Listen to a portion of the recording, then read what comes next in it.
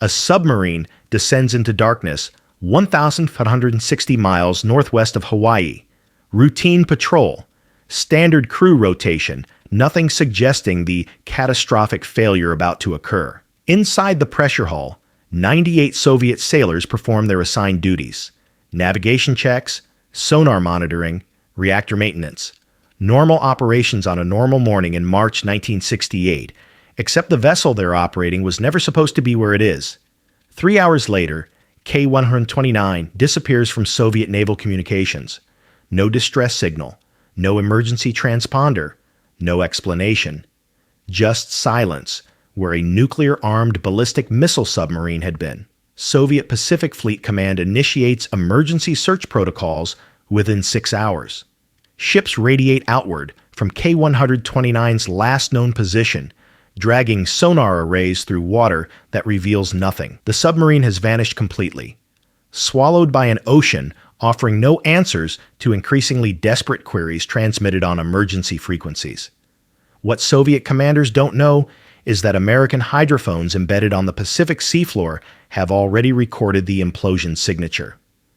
The distinctive acoustic pattern of a pressure hull collapsing under 3 miles of seawater at 16,500 feet depth. Naval analysts have triangulated coordinates and forwarded classified assessments to CIA headquarters in Langley, Virginia.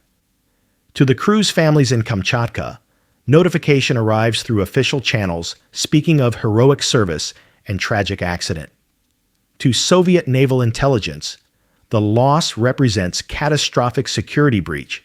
A Golf II-class submarine carrying 3 nuclear ballistic missiles and classified communications equipment now exposed on the ocean floor. To American intelligence analysts reviewing acoustic data, K-129 represents something unprecedented, an opportunity. This is the story of how the CIA built the largest ship ever constructed to steal a submarine from the bottom of the Pacific, how bureaucracy became the architecture of deep-sea theft, and how billions could be spent in absolute secrecy while constructing impossible machinery. And it reveals something darker than any single theft: the existence of systems where certain objects can be taken from anywhere, leaving behind only classified files and questions without answers. The acoustic signature arrived at Naval Facility Point Sur at 0847 hours Pacific Time on March 8, 1968. Operators monitoring SOSUS hydrophone arrays detected an anomaly, not an explosion, an implosion. The unmistakable compression wave of a structure collapsing inward under pressure exceeding design tolerances. Intelligence officers forwarded findings through compartmented channels. By March 10th, analysts in Washington understood the implications.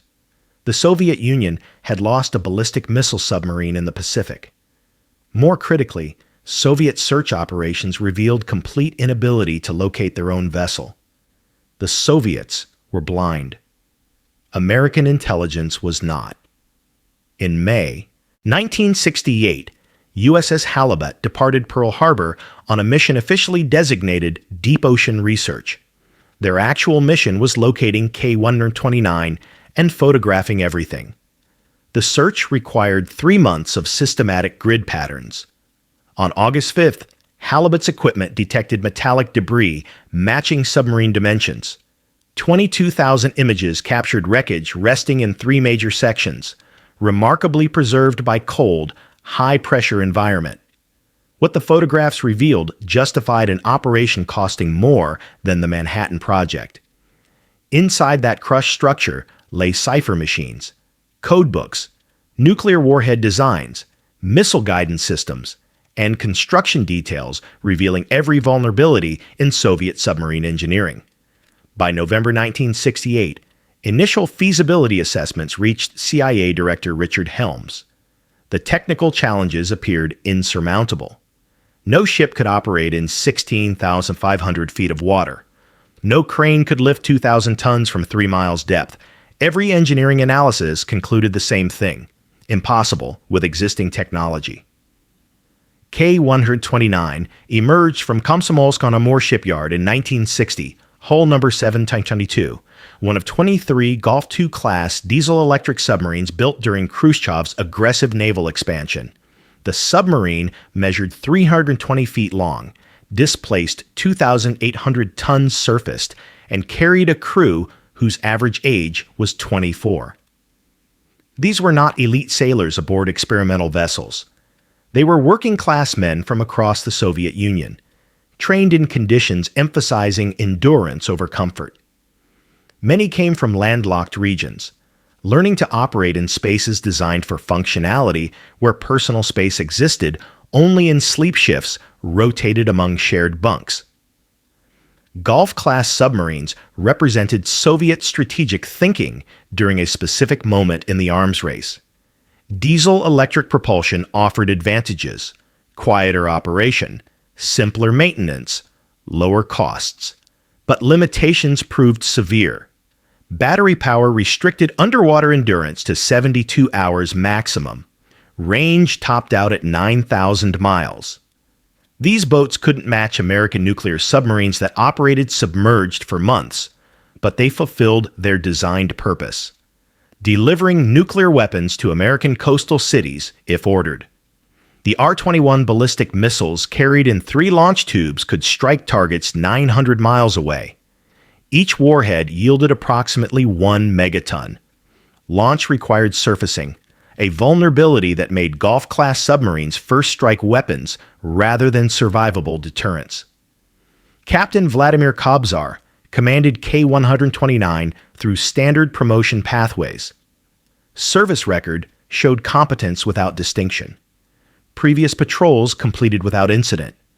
His background matched Soviet submarine officer templates: Communist Party membership, technical education, psychological profiles suggesting emotional stability under stress.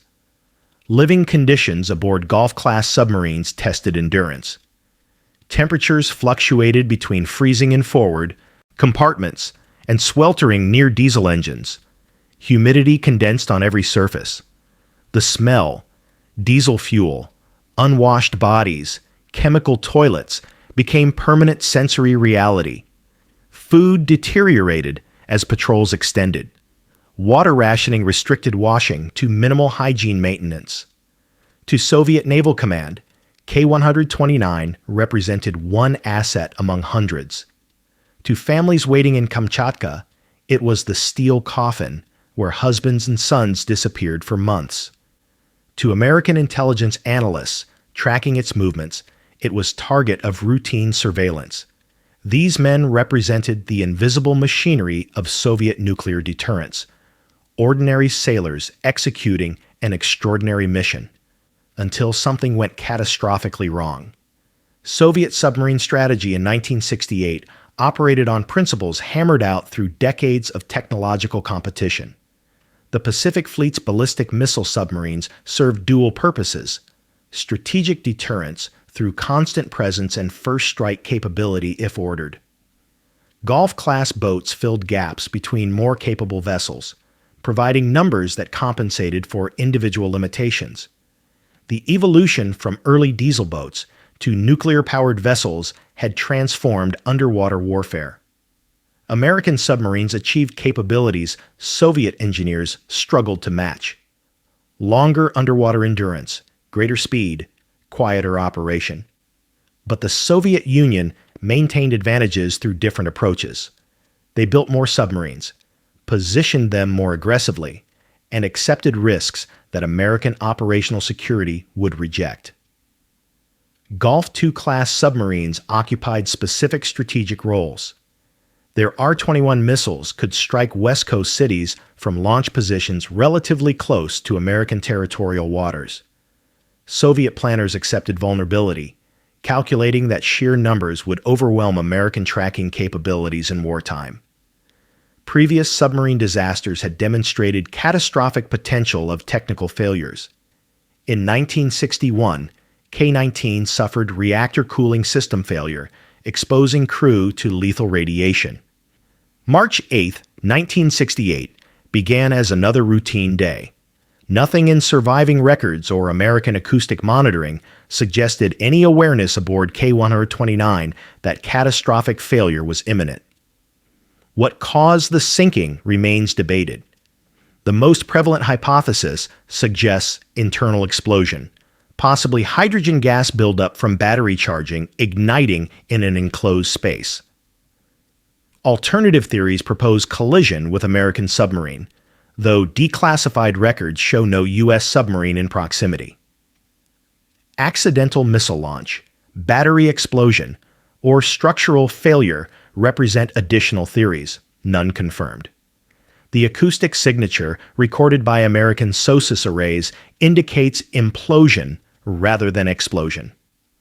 The pressure hull likely suffered breach at depth, allowing ocean pressure to collapse internal structures in milliseconds. At 6,500 feet, water pressure exceeds 7,000 pounds per square inch. Death would have been instantaneous for most crew. Soviet Pacific Fleet initiated extensive search operations once K-129 missed its scheduled communication window on March 11th. Ships equipped with sonar crisscrossed the patrol area. Aircraft flew search patterns. The search continued for weeks, finding nothing. The failure reflected fundamental Soviet technological limitations. Their search equipment couldn't operate effectively beyond several hundred feet depth. By April 1968, Soviet Naval Command accepted that K-129 was lost with all hands. Intelligence assessments concluded that wreckage likely rested at depths beyond any recovery capability. Soviet analysis reasoned that if they couldn't reach the wreckage, neither could anyone else. This calculation contained fatal error. USS Halibut's reconnaissance mission in summer 1968 provided photographs that answered questions Soviet command couldn't address. The submarine rested largely intact, broken into major sections but not pulverized.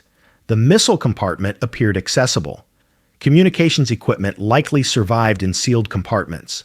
The photographs revealed something that would justify an operation costing more than the Apollo program. Inside that twisted metal lay codebooks that could decrypt years of intercepted Soviet communications, cipher machines showing encryption methodologies, nuclear warhead designs, missile guidance systems, hull metallurgy samples. Everything American intelligence had spent decades trying to penetrate through espionage, lying exposed on the ocean floor, if they could reach it. In November 1969, CIA Director Richard Helms approved a feasibility study for an operation initially designated Project Jennifer. The objective stated in bureaucratic language designed to sanitize Audacity, deep ocean engineering recovery operation targeting high-value intelligence asset. Not theft. Not submarine salvage. Recovery operation. CIA's Directorate of Science and Technology managed the study. Their specialty was operations where traditional espionage failed. When human intelligence couldn't penetrate Soviet secrets, they designed technical solutions. Satellites for photographing closed territories, electronic sensors for intercepting communications, and now, the largest ship ever built for a single covert mission. Initial assessments identified multiple engineering problems, each individually considered impossible. Operating in 16,500 feet of water exceeded any commercial or military capability. The deepest salvage operation in history had recovered objects from 245 feet. The pressure differential would crush conventional equipment. Each obstacle received systematic analysis. Engineers calculated forces, pressures, material requirements. The operation required presidential authorization. In early 1970, Richard Nixon and Henry Kissinger reviewed assessments emphasizing intelligence value against operational costs. The potential to decrypt Soviet communications, analyze nuclear warhead designs, and understand submarine vulnerabilities justified extraordinary expenditure. Budget approval utilized black program mechanisms refined through decades of classified operations. money flowed through accounts requiring no specific justification beyond national security classification. The final cost would range between $350 million and $800 million. Cover story development became critical. The CIA needed plausible explanation for building the world's largest ship while maintaining classified mission parameters. They chose deep-sea mining. Howard Hughes provided perfect cover through his Summa Corporation. The cover story required actual mining equipment and legitimate research. Engineers designed systems for harvesting manganese nodules from the ocean floor. The ship would genuinely deploy mining equipment while concealing the massive grappling mechanism designed to steal a submarine. Global Marine Development Inc. became primary contractor. Engineers worked on components without understanding how pieces would integrate. Only the innermost operational circle knew the submarine recovery objective. Hughes Glomar Explorer emerged from this planning, 618 feet long, 50,000 tons displacement, capable of maintaining position through dynamic positioning thrusters. The moon pool ostensibly served mining operations, but actually provided pathway for recovering submarine sections.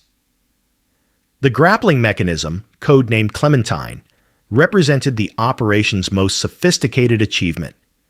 Designed to descend 6,500 feet, withstand crushing pressure, manipulate a fragmented submarine hull, and lift 2,000 tons through 3 miles of water.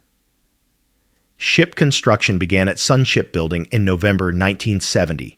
Security protocols restricted access to certain areas. Crew selection required security clearances that wouldn't attract attention. The 180-person complement included legitimate mining engineers who believed they were participating in commercial research. Approximately 40 crew members held CIA clearances and knew the actual mission. The operations timeline stretched across 4 years. By 1973, Hughes Glomar Explorer completed sea trials. Systems worked individually. Integration remained untested in operational conditions. The language used was deliberately administrative. Operations weren't called theft, but recovery. This linguistic sanitization allowed those involved to maintain psychological distance from international law implications. The hand that signed authorization orders never touched the submarine sections that would be stolen. On June 20th, 1974, the Hughes Glomar Explorer departed Long Beach, California. To observers, it was a mining vessel.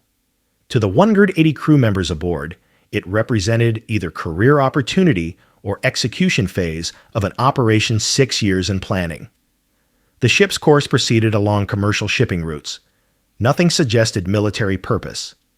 Beneath that surface normality, specialized equipment waited for deployment in waters where K-129 had rested for 6 years. July 5th marked the beginning of recovery operations. Crew assembled the pipe string, 5-inch diameter steel pipes connecting in sequential segments as the derrick lowered them toward the ocean floor. Each pipe section required precision coupling. The string extended downward, descending toward wreckage coordinates. Clementine, the grappling mechanism, was lowered attached to the pipe string's end.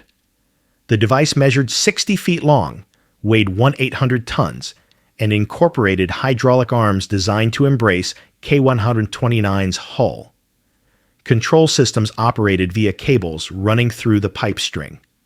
The descent required several days, lowering speed averaging 1 to 3 feet per minute. July 14th, Clementine reached the ocean floor. Operators using camera feedback maneuvered the device toward K-129's largest hull section. Grappling operations required precision that defied available technology. Operators worked from photographs taken years earlier, navigating based on landmarks and wreckage features. July 20th, operators confirmed Clementine had secured the forward 38 feet of K-129's hull. The grappling arms locked in position. Recovery ascent could begin. Lifting commenced on July 21st. The derrick pulled the pipe string upward at rates even slower than descent. Every foot gained represented tons of material rising through crushing pressure. Operators monitored strain gauges, listening for acoustic signatures indicating metal fatigue. The ascent proceeded for 3 days without incident. At approximately 8,000 feet depth, monitoring systems detected acoustic anomaly, metal stress, structural failure beginning. At approximately 5,000 feet depth, the submarine section broke apart. The section Clementine held separated from aft portions. Approximately 2/3 of the recovered material fell back toward the ocean floor. The missile compartment, containing the most valuable intelligence, descended back to the abyss. What remained in Clementine's grasp was the forward 38 feet of hull. A fragment containing 2 nuclear torpedoes, 6 crew remains, and forward compartment equipment. The most valuable sections rested again on the ocean floor. Operators faced immediate decision: abort and attempt regrappling, or complete recovery of the partial section. CIA officers aboard chose completion. The partial section continued ascending, reached the moon pool at 0342 hours on August 9th, and was secured inside the ship's internal bay. Jack Anderson's news leak in 1975, occurring after the operation, exposed the mission through investigative journalism. Anderson's Los Angeles Times column cited anonymous sources describing submarine recovery operation, CIA involvement, and the Hughes Glomar explorer's true purpose. Howard Hughes's death in April 1976 created complications for maintaining the cover story. Investigators examining Hughes's business dealings discovered unusual expenditures and projects detached from legitimate business purposes. Every element of the operation served dual purposes while maintaining plausible innocence. The mining ship that actually collected mineral samples. The crew genuinely conducting oceanographic research. The cover story so thoroughly constructed that even partial exposure couldn't prove what had actually occurred. The recovered submarine section underwent forensic examination in secure facilities whose locations remain classified. CIA analysts cataloged every fragment. Torpedo casing serial numbers documented.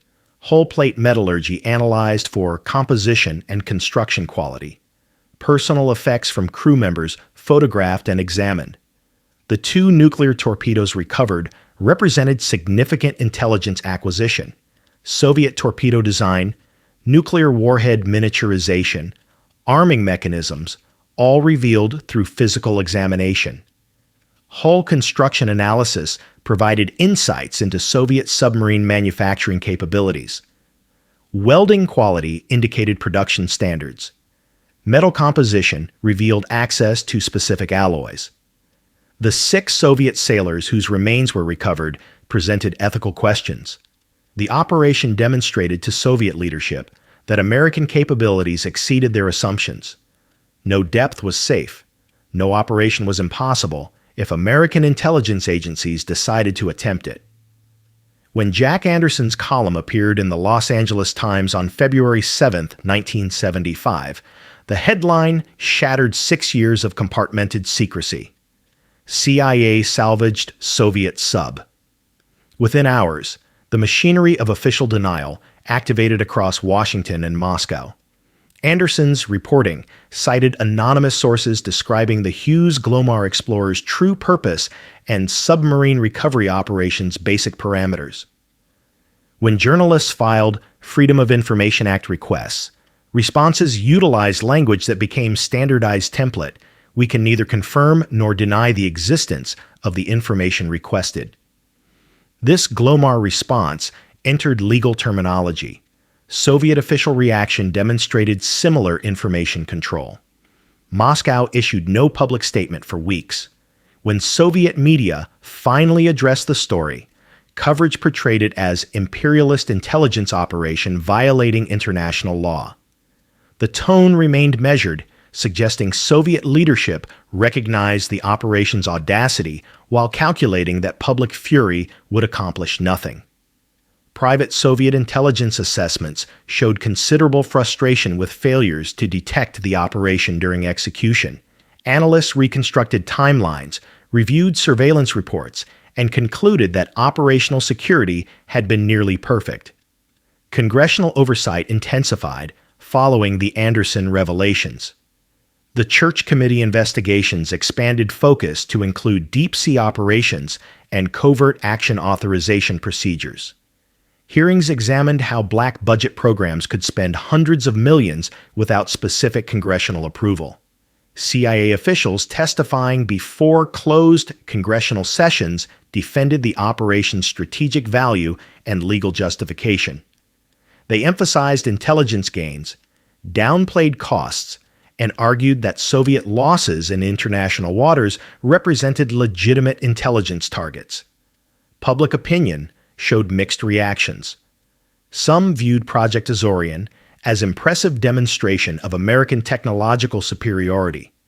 Others questioned spending massive sums on covert operations. What Project Azorian revealed about Cold War logic extended beyond superpower competition. It exposed systems where democratic nations could spend fortunes on classified operations without meaningful public oversight, where technological capability became its own justification independent of strategic necessity. The intelligence community incorporated Project Azorian into institutional memory as both triumph and cautionary tale. Triumph in proving impossible operations were achievable. Cautionary tale in demonstrating that even massive expenditures didn't guarantee intelligence objectives would be met. Modern parallels exist in cyber operations, satellite surveillance, and signals intelligence where impossible seeming challenges become routine through persistent innovation and unlimited classified budgets. The same institutional machinery continues funding operations whose existence won't be acknowledged for decades. The legacy persists in capabilities that shape international relations without public awareness. Nations conduct operations they cannot acknowledge. Technologies exist that cannot be discussed. This architecture of invisible power defines modern intelligence operations. The Hughes Glomar Explorer still exists, transformed, renamed, repurposed. The ship was sold in the late 1990s, converted from engineering marvel into offshore drilling platform. It operates now under different ownership, different name, different purpose. Workers aboard know the vessel's history through rumors and declassified summaries. The ship that stole a submarine now drills for oil in commercial operations. The moon pool that recovered Soviet submarine sections now serves petroleum engineering. Everything physical has been repurposed, while the classified mission exists only in documents and fading memories. K-129 remains on the ocean floor. The aft section containing missile compartment and code room equipment rests where it fell after breaking apart during recovery operations in 1974. 50 years of corrosion have degraded materials and collapsed remaining structural integrity. The nuclear warheads pose minimal environmental risk at depth and pressure where radioactive materials remain contained. Location coordinates stay classified despite the operation's partial declassification. Intelligence agencies maintain that precise location information could enable other nations to attempt recovery operations. No memorial exists for the 98 Soviet sailors who died aboard K-129. Families received official notifications in 1968 but were never informed that partial remains were recovered and buried at sea by American intelligence services. The wreck site receives occasional visits from submarines conducting classified operations. These missions likely involve monitoring the site or conducting technical research relevant to current deep ocean capabilities. Physical evidence from K-129's hull has eroded significantly. What remains is progressively less valuable for intelligence purposes. Recent submarine operations focus on different targets than Project Azorian represented. Modern intelligence priorities emphasize cyber operations and signals intelligence rather than physical recovery. The technology enabling deep ocean operations has advanced dramatically, but strategic calculus has shifted toward operations providing real-time intelligence. Nothing marks the location where K-129 rests except numbers in classified files. It reveals systems where democratic nations fund operations through black budgets avoiding meaningful oversight, where technical achievement justifies expenditure regardless of whether intelligence objectives are met, where partial success and failure coexist without resolving into simple assessment. Drop your thoughts in the comments. If this investigation into impossible engineering and Cold War espionage made you see technical intelligence differently, hit that like button and share this video. Subscribe because we're exposing the machinery of invisible power, the operations that governments deny, and the capabilities that shape international relations while remaining officially unacknowledged. Hit the notification bell. The next buried operation is already unfolding somewhere beneath classified headers, waiting decades for declassification that might reveal how impossible became routine.